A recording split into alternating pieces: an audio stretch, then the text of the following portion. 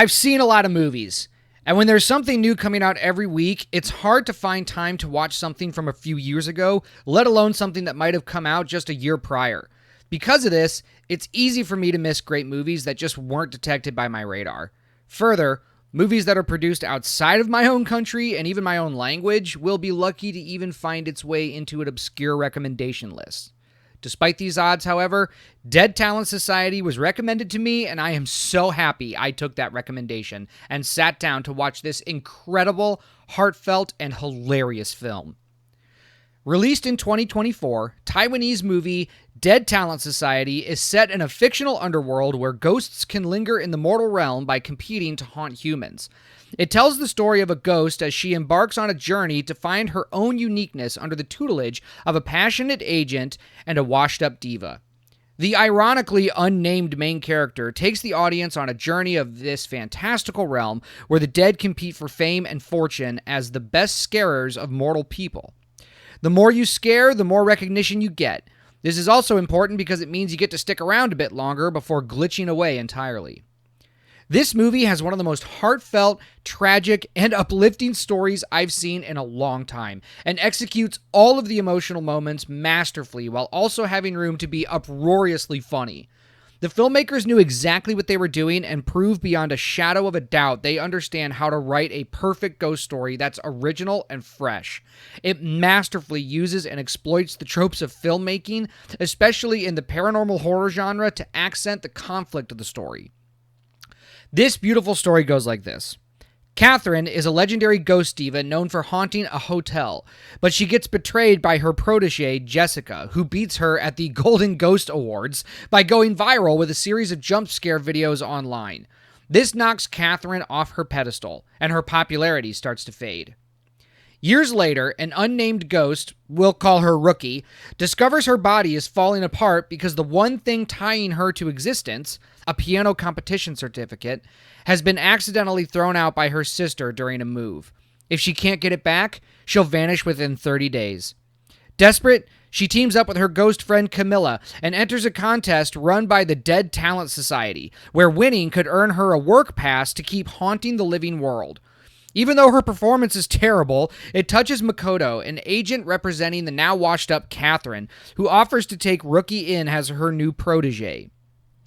Before Rookie and Camilla can settle in with Catherine and Koji, the agency's tech guy, a new guest checks into the hotel. Rookie and Camilla try to scare him, but fail miserably, so Catherine steps in to handle it herself. Furious, Catherine demands that Makoto fire the two newcomers, but Makoto argues that Catherine's old tricks aren't working anymore, and their numbers are dropping because of it, and that Rookie's apparent uselessness might actually mean she won't betray Catherine like Jessica did. Catherine agrees and keeps her on. After 20 days of training, Rookie still isn't getting any better, but during the stay of a young couple, she accidentally falls off the building, gets impaled on a hotel sign, and causes a short circuit which the couple records, and the video blows up online. Meanwhile, a ghost hunting influencer known as Non-Believer announces that he plans to livestream himself watching Jessica's famous jump scare videos in Rookie's haunted hotel, hoping to see what would happen when both urban legends are triggered at the same time. This gets huge attention in the underworld, even catching the eye of the chair ghost of society. Jessica, who's now a big international star after haunting an American influencer to death, agrees to return to Taiwan to do a crossover haunting with Rookie, hoping to crush Catherine's new protege.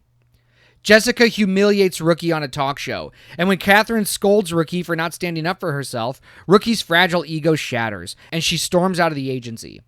Makoto finds her back at her old home, where Rookie reveals that the piano certificate was actually forged by her dad to encourage her because she had failed at everything else she tried. After getting expelled from college, her last goal was to be a good daughter, but she died trying to save the certificate during an earthquake. Hearing this, Makoto tells her that she doesn't need to live up to anyone else's expectations, and she should just be herself. Back at the hotel, the crossover haunting between Catherine and Jessica kicks off, but they end up sabotaging each other and fail to scare the influencers. Furious, Jessica attacks Catherine, causing chaos that destroys the influencer's camera, meaning the show won't even make it online, and the chair ghost leaves before the show ends, disappointed. Seeing Catherine's struggle, Rookie shows up at the last moment and does another daring leap, scaring the influencers for real. She joins Catherine, Makoto, Camilla, and Koji in chasing the terrified influencers out of the hotel. Even though Catherine and Rookie's group loses at the next Golden Ghost Awards, the influencer's car crashes, leading to a massive exorcism ceremony that attracts public attention. The chair goes dissatisfied with the chaos and decides to renew the work passes for Catherine, Rookie, and even Jessica. In the end, Rookie visits her sister's newborn baby and tells him that it's okay to not be talented or perfect and that the most important thing is to just be yourself. Now, I'm going to get the bad stuff of this movie out of the way first. Well, now that that's over, this movie is a brilliant meta take on paranormal horror with characters that are perfectly realized. Rookie is a failure, but despite all of her failings, she keeps trying. When all seems lost, she gets over her ego and depression and saves the day and her friends, and ultimately herself. Catherine is a spurned diva who also has an ego problem and is almost a mirror to Rookie. They both have to learn to let go of something in order to change. The tertiary characters are also excellently developed, having their own agency while supporting the main action. The B story is a beautiful love story, and even the villain has a great redemption arc. The writing of this movie is just absolutely masterful and made me cheer at the end. I loved watching every second of this movie and will be looking for anything John Su puts out from now on. We need more movies like this. Movies like The Dead Talent Society are the answer to the absolute cancerous slop that is being spoon-fed us by Hollywood. Movies like these are rare, but they can be done. The passion behind this movie from the filmmakers is palpable in every frame.